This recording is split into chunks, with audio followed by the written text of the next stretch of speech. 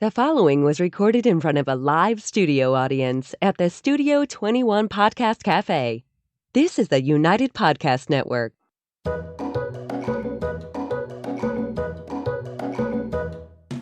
Welcome to the Quirky Dog Podcast, inspired by some of the quirkiest dogs you can ever imagine and the owners who love them.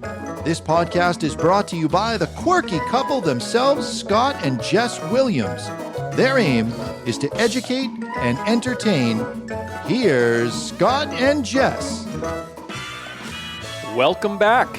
You know, I had a little hiatus last week, and I just want to commend Jess on holding down the fort by herself. In fact, I thought she did such a good job that maybe I didn't have to come this week. We discussed that we'll still be coming together for a while. No, but he owes me a solo if I need one, so this is great. Look, honey, I put the Doggy Boot Camp thing on the front. Isn't that cool? Very nice. So we're going to talk about boarding and training your dog, the potential pitfalls, the good, the bad, the ugly. Yeah, and also if you're out there offering this service, we are going to lay it all out there for you with what we do, our best practices, and we're going to try to help you. Newer dog trainer, you're doing boarding and training. We've been doing it now for 20 years, so there's a lot of, you learn a lot, and we're still learning, still to this day, learning new things, dealing with new problems, and so it's and trying to keep ourselves sane in the process. It's quite a world. Yeah. Before we get into that, we're going to start with our quirky tip of the day. All right, this is a special one to Scott. It was my dog Jimmy's 10th birthday, and this is something I had seen on J&J Dog. We had an actual website. catalog. No, we had an actual catalog. They sent us a website. Doggy-eared the page, so I ordered it for they sent the catalog, and this is and I had been talking about this. We have some non-tip dog bowls, but they're plastic. No spill, I think. No spill dog bowls. And I said, well, it'd be great to have one of these in metal, something a little more durable. And then I just was thumbing through their magazine, and this thing popped up. So, and there it is right in the forefront. I was even going to make a hook for it because I wanted it in the front seat of the car. When Jimmy's in the front seat, if I leave water on the floor, he doesn't drink it. I don't know, he doesn't see it. I don't know why, but he just doesn't go down and drink any water. So I would pick the water bowl up, give him some water, put it back on the floor. So now, every 5 minutes. Well, if I remembered. Now I have this thing hanging on the door. When you close the door, it's right by his seat. It doesn't spill. It doesn't slosh around and have water going all over the place. And if he doesn't drink any water, then that's just too bad for him. The water's right in his face. I don't feel bad about it. But Scott's very excited about his new water bowl. Well, it's important when you have a dog in the car. You got to be very conscious of the heat. We've had I've not even taken him with me for a few weeks when we had those 95-degree days. Yeah, Ryobi fan only goes so far. Yeah, but if it's, moderate climate, 70s, he's with me. We go to do in-home classes, and I may leave him in the car with the windows, half open. But I want to make sure he has access to water and that he's not going to get too warm in there, So I feel a little better when I leave him, and if he doesn't drink the water, then it's his problem. Yeah, but it was his birthday present. It came a few days after his birthday, and I think it's like the Vario Cage Bowl if you look in the J&J magazine. But we got it, we like it, and if it is really, really full, some water will slosh out. But so far, so good. All right, board and trains. Let's talk it up. Well, I thought, wow, this is a great way to make a living. This is back in the early 2000s when I wanted to be a dog trainer so that I could train my dog when I wanted to in the middle of the day. At that point, I was a roofing contractor. And so I started the dog training in conjunction with the roofing company, and I did both businesses for a few years to make sure the dog training was going to be able to pay the bills. I had a mortgage and a family and 3 young kids and all that stuff. And he lived in California, which is not a cheap state to live in. Expensive state to live in.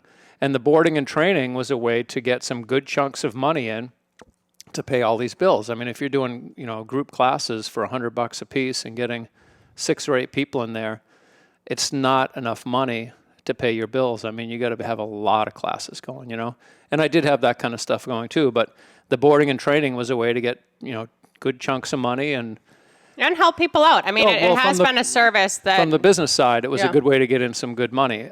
From the training side, it was a great way to get training into a dog so that then we could catch the owners up with the training. Because then it's one of the very few businesses where you're trying to teach a person who's not a dog trainer how to train their dog in an hour and then say, see you next week. And that all sounds great, but there's no other industry like that. It's not like, I've heard, the analogy of if a plumber isn't going to come to your house, give you a wrench and say, bend over, get under the sink there, loosen up that pipe, do this, do that. And then I'll come back next week and see if the flooding has stopped. It's not like that. But in dog training, that's kind of the way this industry developed, I guess 75 years ago, whenever they started doing dog training and group classes and things like that. So there are some people that have a natural ability to pick up on the training when you're telling them to do this or that. And I say that because we just had a woman, we did a board and train with a German Shepherd. We returned the dog last week, and I'm coaching her. She's never owned a dog before this. Yeah, never had a dog before, and I'm coaching her, to do heeling. She's going down the street. I said, take a left turn, pop the leash behind your back.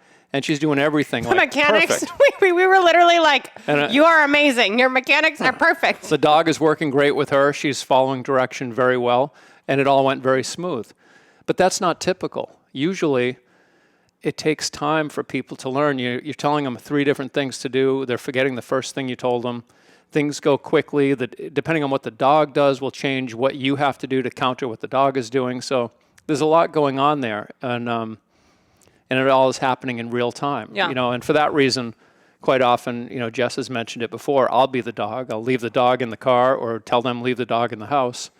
They'll have the leash, and I'll be holding the end of the leash with the bolt snap on it so that they can get their mechanics get a little more comfortable with these mechanics before we even get the dog out there. And I would say a boot camp dog is going to just be more well-suited for a class with the owner anyway, right? Like, it's going to have the repetitions with us. It may not look the exact same way as Scott holding the leash or me holding the leash or a handler holding the leash, but the dog has gotten, a lot of repetitions of going through the motions, all of these different behaviors and all this stuff. So if you are just doing classes, there may be more mechanical fallout because even if your mechanics aren't perfect, normally after a board and train, the dog is more dialed in and understands its purpose more, I would say. Yeah, and the other thing about just doing classes, I always encourage everybody to video me with their phone.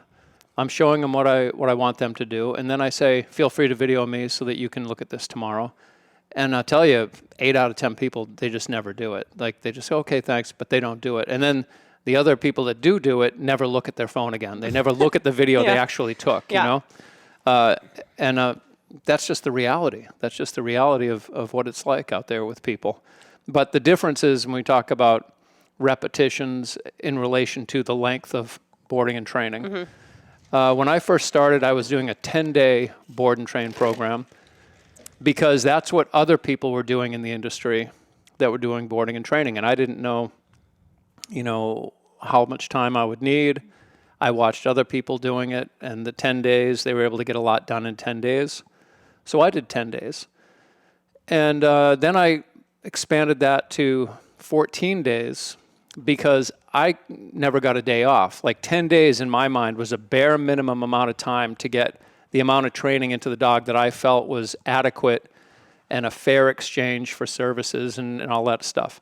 So if I did, a 14-day, well, I can take a day off, a couple times while I have that dog with me instead of having to, I got to work this. And then when you get multiple dogs in, you never get a day off. If you're working in a real tight timeline to get, a certain amount of training into a dog, if you don't have other employees, which I didn't, you're just working every day. Yeah. And now you're going to get burnt out, Yeah, and I think that's the difference that I really want to kind of highlight here today is that when Scott says, I have been doing boot camps for 20 years, he personally has, and he has sold every single one of those deals. He has worked with every single one of those dogs, and he has done every single one of those returns.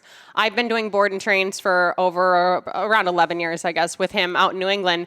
I've been a part of that. I may have done a return or two alone, depending on what's going on with our lives. If he was dealing with his ailing mother, or I don't know, maybe herniated a disc or something. Maybe 2 or 3. Yeah, he was in the hospital because he hurt his back. Who knows? Scott's a lot to deal with. But the business itself, what we're dealing with, what we're doing, it is incredibly hands-on with Scott and myself, and we are working with these dogs. We have had 2 different employees over our stretch being out here. Scott had a couple of employees out in California. One person really just drove the RV around then, parked at places, got exposure for people. It was an RV with advertisements on it. Maybe would rotate dogs or something. And then his other trainer was Adrian. We've had him on the podcast with his wife, Laura. he trained alongside Scott, but Scott was still doing the returns himself, working with these dogs personally. It's not like Adrian had a dog for 2 weeks and said, oh, Scott, this is what it looks like. Like, he's a little bit slow on the sit here. Just be mindful of that on the return. Scott has been in that. When we've been here, we've had 2 different girls that have worked with us for different stints, probably no more than 2 years each time. And we're talking very temporary. One girl was a Friday to Sunday girl, and I was the girl the rest of the days. And then another employee we had worked like Monday through Friday, 8 a.m. to noon. So we are really like telling you, imparting this wisdom to you from a place of experience. Like, we are still doing this. We have been doing this. And we have learned a lot over the years. Scott talks about these classes and how difficult classes can be. The amount of programs that do, here's your dog and here's a class and have good life, it shocks us. And I'm not trying to judge anyone else's program. If that model is working for you, great. But all of our people get 4 classes. It's the return, which is a class, and then 3 more classes with Scott. All of those classes now, because we don't have a facility, are at their house. So Scott's actually setting things up in their home, working the scenarios of the dog coming to the door, like doing real life stuff, going to the park down the street where the dog always gets reactive if there's kids out on the playground. Like, we are in the thick of it doing that. And to be frank, people normally don't even finish their 4 classes and they're thrilled. I would say by the 3rd class or so with the boot camp, they're like, hey, things are going great, and if they need us, they can always reach out. But overall, they don't even utilize all 4 of those classes because they're so happy with the product typically. Yeah, no, in the beginning, I was following the sit, mean, sit model. I knew Fred Hassan, I knew what he was doing, and he was very generous with his knowledge, and he's always been a very helpful person. If you ask him anything, he was always there to share what he's learned and what he's doing. But he was doing the board and trains and then free group classes for like forever. Yeah, and you like did that's that. What he had going you on. did that in California, right? Yeah, I did that for only maybe 2 years, and the problem with that was that people would turn that into a social hour, like Saturday Scott morning. doesn't like when everybody's just having coffee and donuts. He wants to work. Well, that's the point. It's a class. It's not a place where you meet up with your latte and shoot the crap with other dog owners and barely even participate, And the thing is, what I didn't like about that is if you ever discontinued it, and when I moved from California, I had to tell them, hey, I'm moving, I'm closing. They're like, well, we paid for group classes for life. And I'm like, yeah, but I'm leaving the state. You can move to Mass with me. You've been coming for 2 years, every week for 2 years. Your dogs are well trained, but I'm sorry, I'm leaving. And there's always going to be this feeling on the client end that they're losing something they were entitled to. You didn't have a lot of that, though, when you left. There wasn't a lot of fallout there. There was just a few. The thing that was interesting to me, and that is a great model in that setup, we don't do the free group class anymore, but, I mean, Scott's got tons of video of 15 dogs, 20 dogs, 25 dogs, 30 dogs, all with their owners, like, literally walking the streets of, like, L.A. Like, they're out and about, like, in Pasadena, like, at these parks, all working, all doing stays, all on beds, all happy, all taking treats. And I think that's an important point that I want to make before we go to break, is that dogs, even when Scott started this in California, weren't as difficult as they are now. And I'm not trying to be harsh on dogs or harsh on owners or anything else, but... Well, you're underestimating the quality of my training. It's harder than it used to be. We both say that. And now we offer a 2-week or a 3-week or a 4-week. Like, the 10-day thing is not an option because we need all of 2 weeks with certain dogs to make it through and get progress and show people a result that we're proud of and happy with. All right, we're going to go to break, and when we get back, we're going to unload as many more tips as we can to help you guys through all of this. Want to keep up with all the latest from the Quirky Dog Podcast like me and Murphy here? Then make sure you head on over to the YouTube channel and subscribe. Or if you prefer to listen to the madness, go on over to iTunes or Spotify and follow the Quirky Dog Podcast. And hey, while you're there, leave a rating and review and let them know what you think of the show. Until then, keep it quirky. All right, we're back. Okay, so one thing I want to discuss is just some of the general process, because if you're a trainer that's thinking of offering this service, or maybe you've been offering this service for a decade, but you're just totally burnt on it, maybe we can spice things up with how the process looks. So Scott always says on this podcast, and he's very upfront in life, that he would rather not sell a person if they're not the right fit. You're very conscious of how you're doing the pre-sale and what we offer, and you're very upfront. Well, we have to be on the same page. It's not just collecting credit cards and cashing checks. If their head isn't in alignment with and you're not clear about what you can get accomplished, what you can offer, get their expectations in alignment with, what they should expect on the other end. You're just setting yourself up for some people that are not happy, And just more stress on on yourself, on the animal, on the owner. So Scott is the first one to make sure that the person is a good fit. Sometimes we'll even do, if he's only met one of the spouses and they want to do a board and train, then we'll do like a conference call, the spouse that he met, him, me, and their other spouse, like on the phone, make sure we're all on the same page. Because it's very important to us. We're bringing this dog into our lives. We're taking responsibility for this dog. And we also have lives, right? Like Scott's dad is 86 years old. We may have to go down and deal with something with him. Scott has kids. I have friends. We have our own dogs. Like there's things that could happen in our lives that we still have to attend to our own lives just because we have these other dogs. So we're very conscious that if we're going to work with you, we're all on the same page and we all understand the process. I'm going to say right now, and not everyone is going to agree with this, if someone wants to know where you're housing the dog or they want to see it or something else, I truly feel like they should be able to. Now, I'm not saying that that means you should be opening your door and everyone should be traipsing through your kennel and stressing all those other dogs out. However, there should be able to be a system where you can be FaceTiming with that person and walking around. We used to not allow people to walk into our dog room anymore before we left our facility, but we are more than happy to say, come on down, look inside the room. This is what it looks like. There's an air conditioner. There's music going on. You can see all the dogs. If there is this policy of like, no, you can't see, no, you can't come to our home, no, you can't know where your dogs are housed, that is a red flag to me. We have zero issue at any point, no matter what our setups have been over the years, and we've had very different setups. If you want to see where your dog's going to be, of course, I would want to see where my dog's going to be. I'm totally okay with that. I understand that. I accept that. Contact. I want to talk about contact because this is something that people set up differently, and I'm just going to give you our best practices for this. So when we were in Salisbury 3 years ago, I did all the communication with clients. I was the main text communication. I communicated with the classes, with the boot camps, everything else. My go-to is I'm going to send a photo or a video or I'm going to give an update before they're going to have to ask. So that doesn't mean I'm texting them 5 times a day about their dog, but I definitely let them know the first night, hey, the dog's looking good, the dog's settled in. Quite frequently, we would put a dog on the treadmill one of the first 2 sessions, like the first day or the next day. Here's the first treadmill session, like hitting the gym early. Like we're just making them feel good about everything right from the get-go. If they ask about their dog, of course we're following up. But why wait until they say, how's it going? How's it going? How's it going? Scott's very clear when he sells, we're not going to be given 24-hour phone support here. Like if you're missing your dog, every 2 hours, this might not be the fit for you. Some people do a situation where it's like you'll get a video on the 3rd day, you'll get a video on the 6th day, you'll get a video on the 10th day. And if that's your setup and that works for you, that's fine.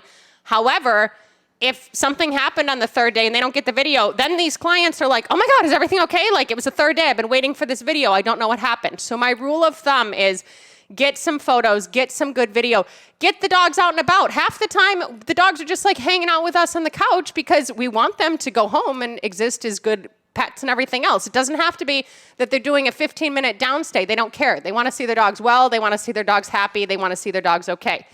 Before the dogs go home, you need to give these dogs a bath. You need to cut their nails. I am sorry if you are charging under $2,000 for 2 weeks or more in this country. I am pretty sure I can promise you can raise your prices, even if you're in a place that doesn't have a lot of money and a lot of income. Board and trains are an expensive service. With that service, you should be handling the dog. This is part of the fallout a lot of these dogs are having. The vet can't cut the nails, the owner can't cut the nails, the groomer can't cut the nails. Their coats need attention. They need to get their teeth looked at. They may have an ear infection that's coming up. Like they need to know to be handled. So if the dog has aggression issues, that's fine, put a basket muzzle on them. But every single boot camp dog we have had in gets a bath, gets their nails done. That's just our procedure. Yeah, it's just part of handling. And the dog looks great then when they get to see the owners. And frankly, you guys all day long can say, I'm not a groomer, everything else. If you get a newfie that really needs to be done, charge that client $1,000 more. I really don't care.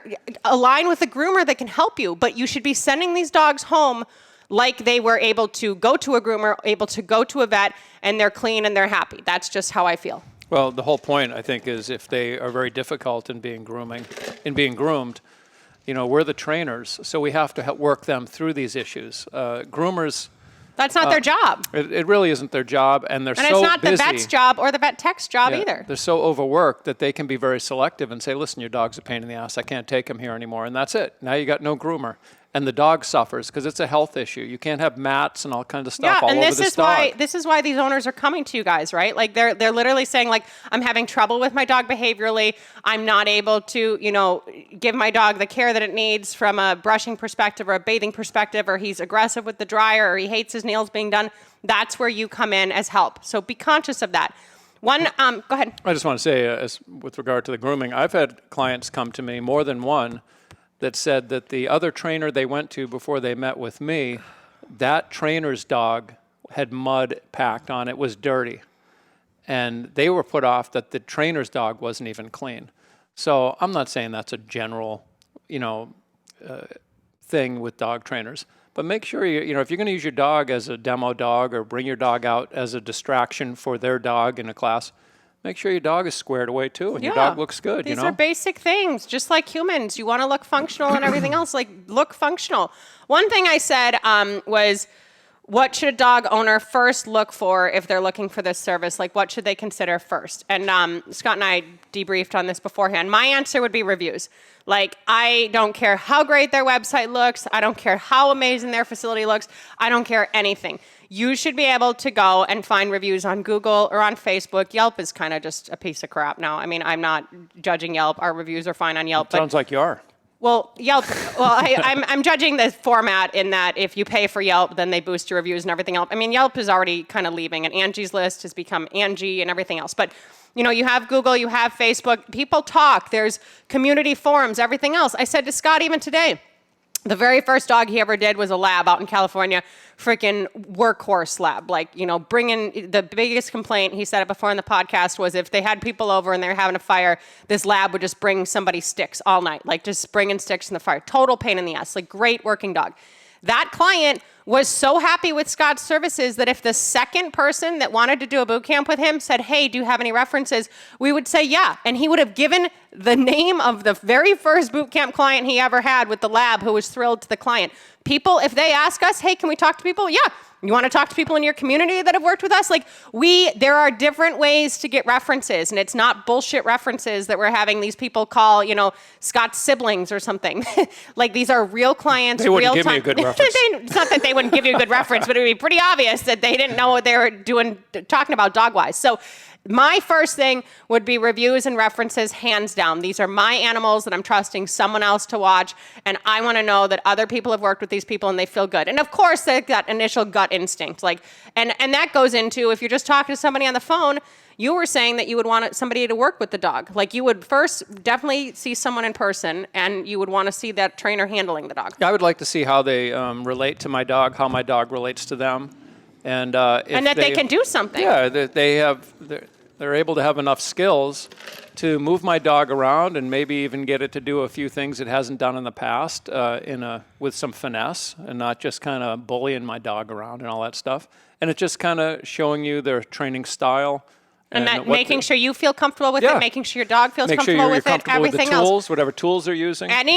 Any person who's ever done a board and train with us, ever, has had Scott holding the leash, working that dog in a setup. Like, that is just common practice. And that also points to, and I want to make this point very closely or very carefully, a lot of these places are guaranteeing things and everything else. And we don't have to go down the rabbit hole of guaranteeing.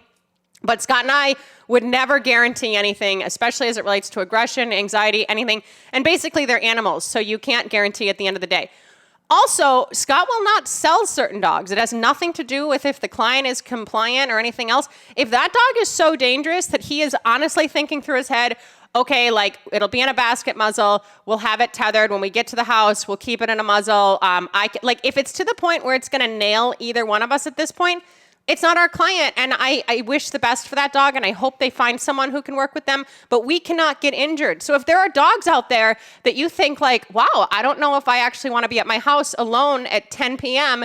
and something happened with this dog, like, I don't feel safe, just do classes with that person. I want to say, with regard to aggression issues, I used to take a lot of aggressive dogs early on. Can you mic this for me again? And my criteria for taking an aggressive dog was, can I handle the dog?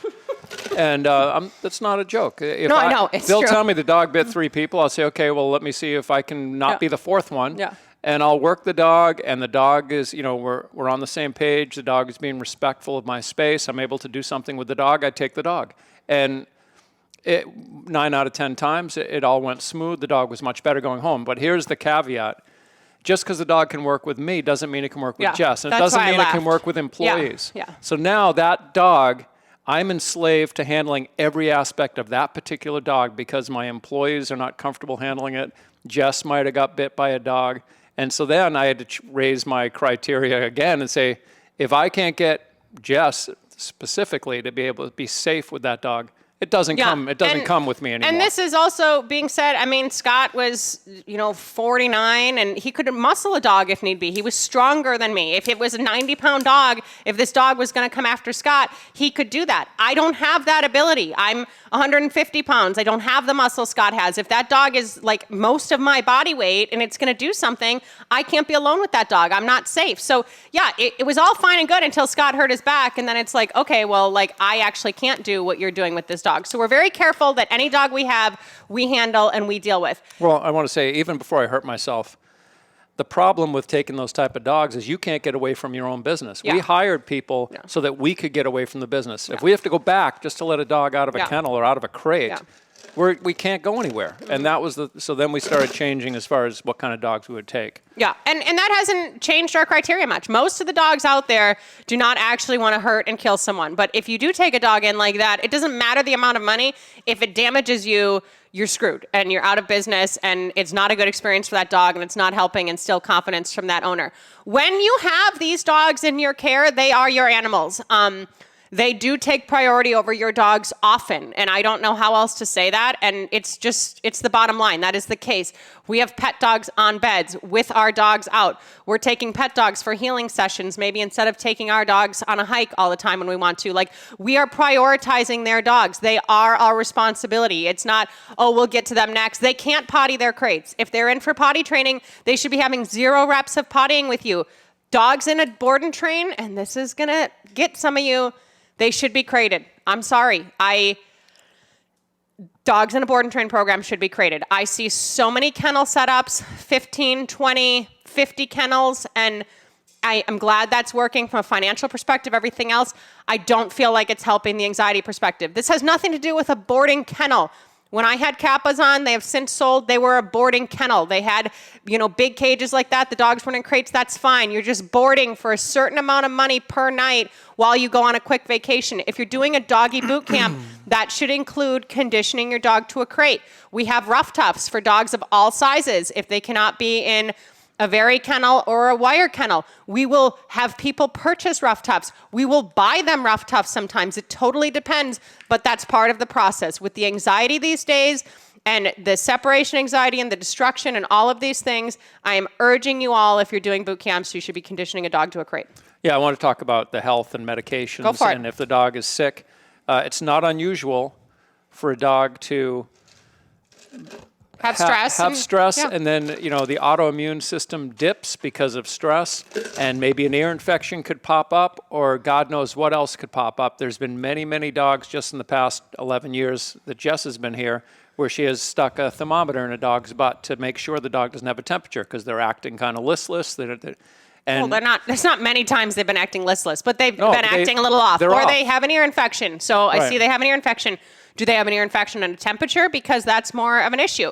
So if anything is happening medical-wise, if you can't just, spray some Betricin on it and it's going to be better the next day, we have their vet as a contact. That is our protocol. So we first tell the owners, hey, this is what's up. There's a little drainage coming out of your dog's eye.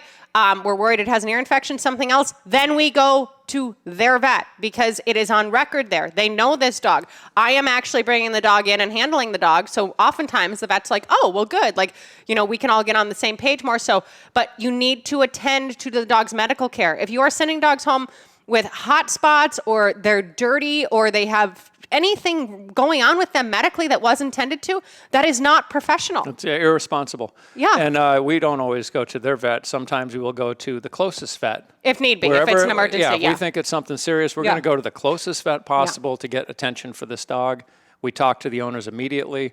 I've never had a dog owner upset with me when I've called them and said, your dog has an ear infection, your dog has a black tooth that's rotting, and your dog has a temperature, and you got to get this dog to a vet, or we're bringing the dog. And they're like, thank you for letting me know. Yeah. Sometimes I say, oh, yeah, our dog gets ear infections all the time. Yeah, and it could be tied into the diet. Or they'll say, oh, yeah, it was tying into it. It seemed like maybe he was on the brink of one before we dropped him off, and they didn't say anything. But they are your responsibility. It is more important. Their care is more important than your own care and then your own dog's care. And if you don't have backup and ways to be like, hey, I need you to do this, I need to cancel this appointment because I need to take care of this dog, that is a priority. If you have a dog in for a board and train and they need help, it is your job to help them, not just say, oh, he'll be fine. It's just a client dog, throw him in a crate, we'll look at him tomorrow. And certainly never hide anything. I mean, and if that sounds normal or like the mature professional thing to do, but I've read these stories about dogs that have died in a board and train situation, and I think that the trainer panicked, so didn't tell the owner, started stalling, and then the owner's like, what's going on? When are you going to send me a picture? And then next thing you know, the police are involved. It's like a big thing. Yeah, and a lot of these programs get a bad rap, and this is why we want to do this podcast, because honestly, and I'm really not trying to fluff our own feathers, but honestly, the amount of dogs that Scott and I have done over the past 20 years, I don't think there's many people out there still currently working in the industry that have the type of experience we have, especially over the time frame we have. Everyone who's Scott's age, if Scott and I weren't together and all I wasn't... All my friends are retired now. Basically, but I'm just saying, like, dog trainers, everything else, like, it's a cyclical industry because you can only be in it so long, and it's harder to be in it now more so than ever. And Scott was talking about medications and all this other stuff with health. I just want to touch on that real quick. We have a line in our contract. If there's medications, they have to write out the medications and then initial next to them. It's not just throw all these prescription drugs in when you give me the dog and I just need to figure it out. No, you tell me exactly what's happening, what's been going on. We used to, before we left Salisbury, require a health cert, and it doesn't really matter because even if the dog gets a health cert the first day, if they have stress and they have diarrhea or they break out into an ear infection 10 days in, the health cert didn't really matter. So we don't do that anymore, but we need a rabies for every single dog, not just the list of vaccines, and this was my last invoice, and this is when the rabies is due, a rabies certificate from the vet. This is something we require from each dog. We need it. Animal control requires that. Yes, and we need it for our own records. We have their own food. We're not a kennel where it's like, hey, we're all set. Everybody's on Pro Plan today, and I'm not judging places that do that. Sometimes Sometimes our freezer is filled with more of the client dog's food than our own dog's food. These are things that you have to prepare for. If you just have a single freezer, you may not have a lot of frozen stuff for your kids or yourself that week if the client that you're bringing is on raw. But the dog should be on the same diet. You don't want to now be like, oh, well, is it having loose stool because it's stressed or because it's switched food or anything else? So the same food, the rabies cert, we require a list of problem behaviors. Scott saw the dog. I'm not even meeting all these clients right now where the dogs become boot camp clients. Scott is on the road. He's selling them. I want to see a list of what's going on with your dog and what your dog does wrong. And we address that list throughout the whole time. We're touching on these topics. We're seeing these topics. Sometimes it's not just your basic obedience stuff. Sometimes the dog submissively pees. So we're, figuring that out. Okay, well, you don't get too excited with the dog, water intake, all this. We want a list of why they're struggling, why they wanted to put this money forth, and how we can best help and serve that dog. That's just the bottom line. I want to get back to the medication real quick. The last thing I just want to say about medication, I will not take medications from a dog owner that isn't in a prescription bottle that says exactly what's on it and how much to give the dog from the vet. That label is on that thing. I don't want a bag, like a little Ziploc with some pills, enough pills for the time or whatever. I want to know what I'm giving this dog. It's super important because some of these medications are dangerous if it's a powder and they got a little, or a fluid, and they got a little too much fluid, they can respond in a negative way. So I want to know exactly what the vet recommended as a dose if we're going to be doing it. And that being said, when it comes to psychiatric medications, behavioral medications, Jess and I have an agreement between us that we won't take a dog that's on Prozac or these other trazodone, things like that. I would rather get the dog, taper them off the medication before we get the dog. With the supervision of their vet. Yeah, they do that on their own. This is a very controversial thing. And then if they don't want to do that, they're not our client. I don't need to take the dog. Yeah. It's okay because most of the time they don't call us. If the medications were working, they wouldn't call us in the first place. Yeah. So they're having behavioral problems. The dog is already on medication. They're not happy with the medication. The vet's telling them to kick it up. We got to give the dog more medication because that's the natural protocol with these things. They're trying to find a level that gets their dog to an acceptable level of behavior. And we have had many clients go into their vets and say, we haven't seen a change in this. We want to wean the dog off, and it's no issue, training or not. But that is our policy. I know it's controversial, but that is our policy. I just want to see the dog, the unmedicated, like, what the hell is this dog like, Yeah. And quite often the dog does fine. I was going to say, getting back to the, not to keep backtracking, but with this no guarantee thing. I just did a return the other day with a nice young dog, a 1-year-old dog, just basic obedience. The dog has some good foundation. I was doing classes before the dog came in. This dog worked really well, like heeling, sit, down, on a straight burble, without even physical gestures or hand cues. It just was working really well. When the owner took the leash, dog wouldn't sit. I take the leash back, the dog does everything for me, but the dog decided, well, I don't have to do it for you. So we had to work him through it.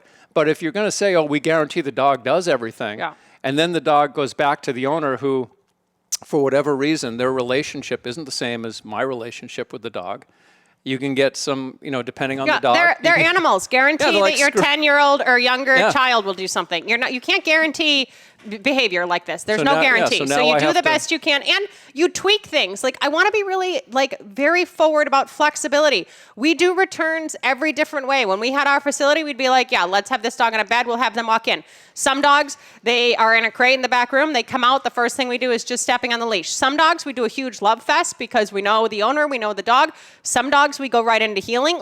It is all over the place. It is not one size fits all. And the amount of behaviors that we do on a return is not, this is all what happened at boot camp. It's either healing and bed, or maybe recall and crate, or whatever it is. And Scott's adding to the list of behaviors as time goes on, but it's too much information for people to process. They haven't seen their dogs for X amount of time, and they're just trying to get their head around, my dog's home, this is all new to me. It's a lot at once. So break it down so you can set people up for success. Yeah, people can be overwhelmed with, we can just spend 30 minutes just on healing and right turns, left turns, and if the dog wants to now go mark a tree while you're healing, and there's so many different things that you could spend a lot of time working on just heel. Yeah. So the last thing I want to do is show them heel, sit down, go to a bed, go to the crate, do this, Come do that. uncalled, Yeah, okay, see you later. Good luck. And you don't want less than optimal results for these people, right? And the most important thing on a return is the dog's state of mind. Is the dog calm? Is the dog working well? If the dog isn't working well for the owner, that is okay. Take the leash back and get the dog working well for you. Build the owner up. Give the owner confidence. Half the time they're very overwhelmed. This is a lot. It's going well for you. I can't do this. It's harder for me.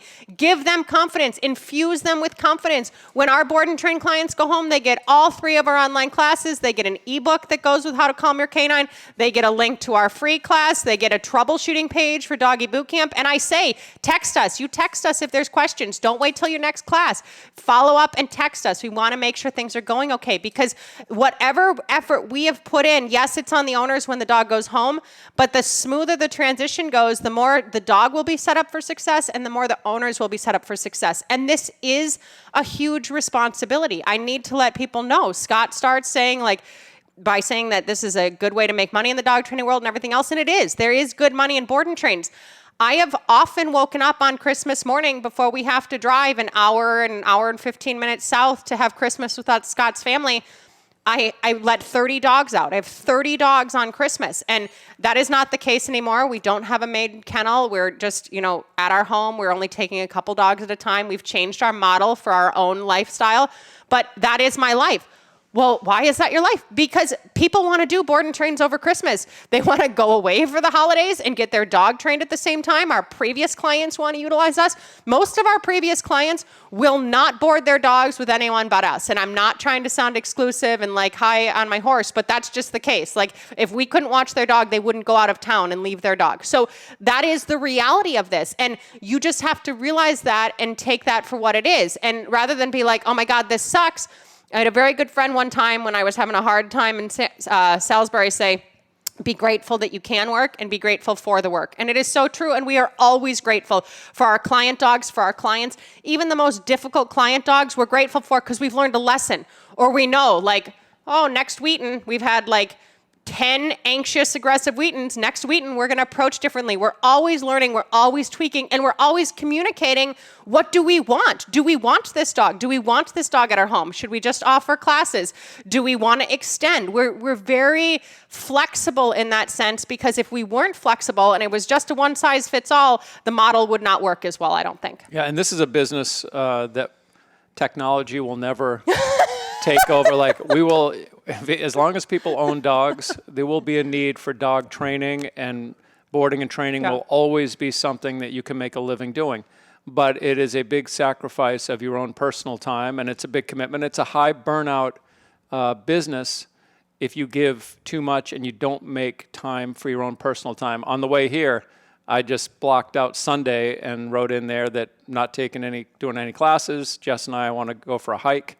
But I make the mistake of quite often making myself available too much with a lot of activity, and some people can only see me on the weekend, or because of where they live, I don't want to drive there on a weekday night because of traffic, so I'll go on a Sunday morning. And next thing I know, I'm working every single day. And that's the same thing too if we have your own facility. Like, for people out there that have their own facility, we were doing this too. Like, when we were in Lowell, we're doing classes there all day long, maybe training our own dogs. We're doing night classes. Like, we lived in Salisbury. Like, that's the case too. You can overwork anywhere, but make sure that you're adjusting your lives to what works for you. And like, honestly, love your clients, feel a good relationship with who you're working with, whether it be you're selling to them or you're buying from them. If you don't have a good vibe, like, don't do it. Don't force something, and don't force tools on your clients, you guys. I cannot stress this enough. Scott, with his classes, some dogs just wear rough wear martingale collars. Some dogs wear Star Mark plastic pinches. Some dogs wear metal plastic pinches. Some people want to do e-collar training for classes.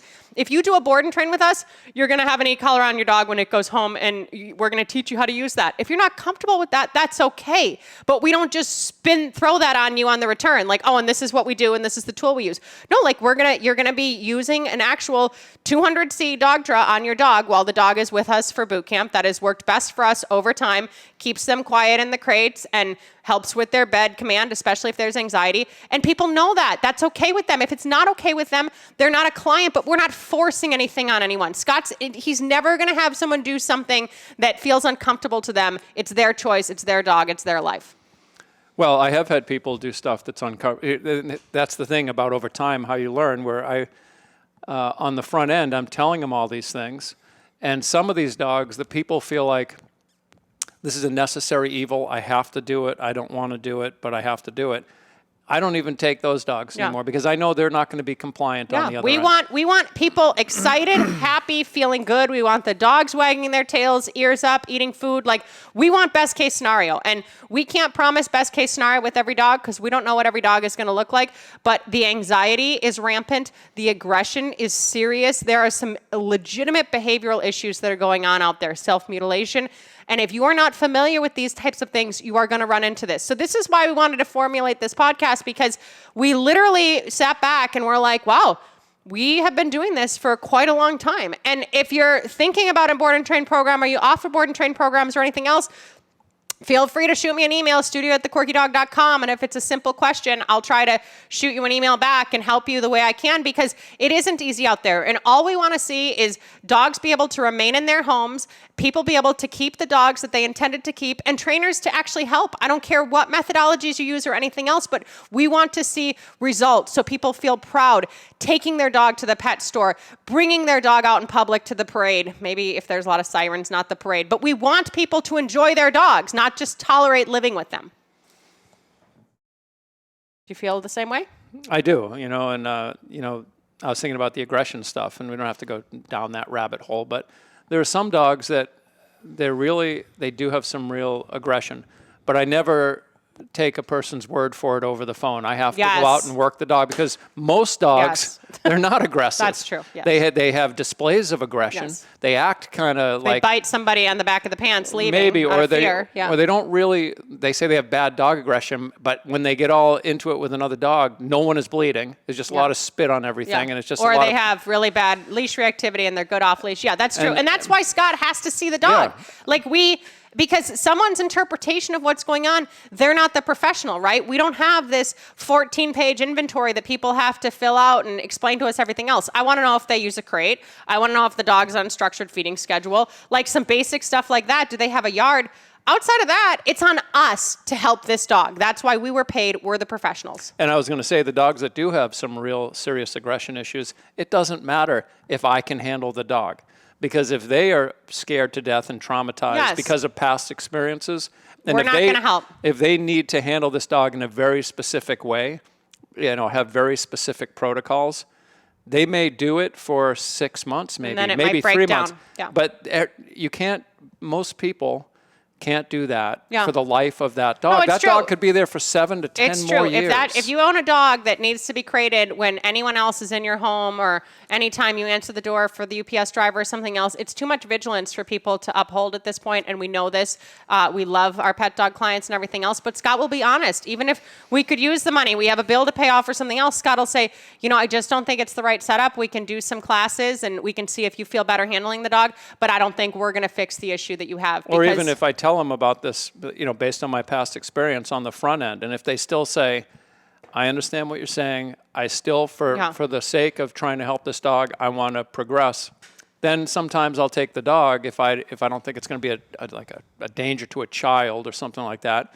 I'll say, all right, you know exactly what you're in for here. I'll help you with this dog. Yeah. But quite often, I'll get a call, not quite often, but occasionally, based on the amount of dogs that we deal with. It's a very small percentage, but 2 years later, I'll get a call saying, no, we had to put the dog down. Yeah, we have to place the dog. Can you guys help? They want to give us the dog because we're the only people that actually handled the dog well. Could you take this dog? We want to set everyone up for long-term success. That's the bottom line. So the board and train programs get a really bad rap. Some people could find huge benefit from them.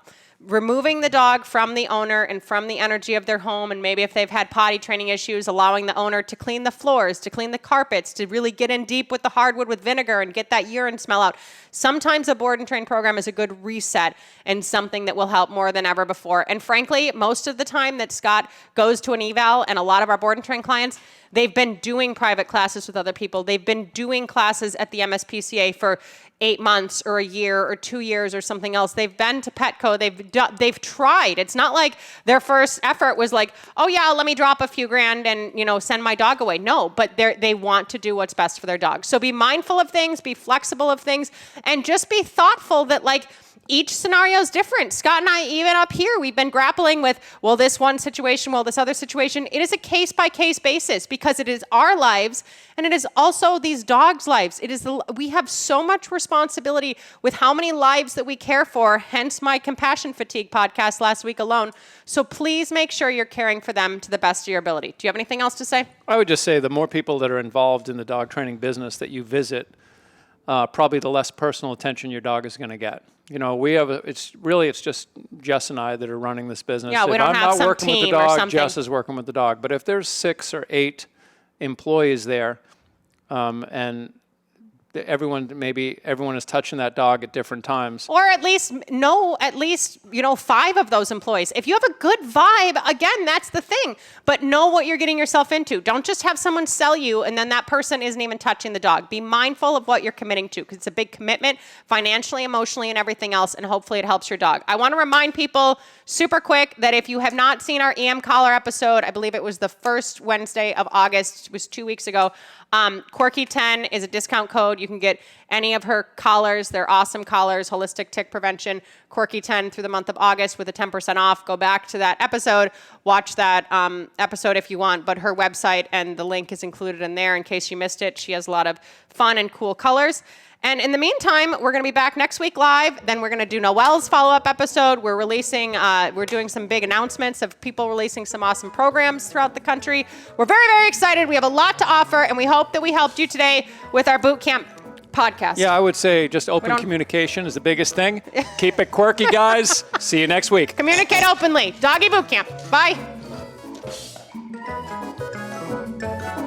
The views and opinions expressed by the hosts, guests, or callers of this program do not necessarily reflect the opinions of the Studio 21 Podcast Cafe, the United Podcast Network, its partners, or affiliates.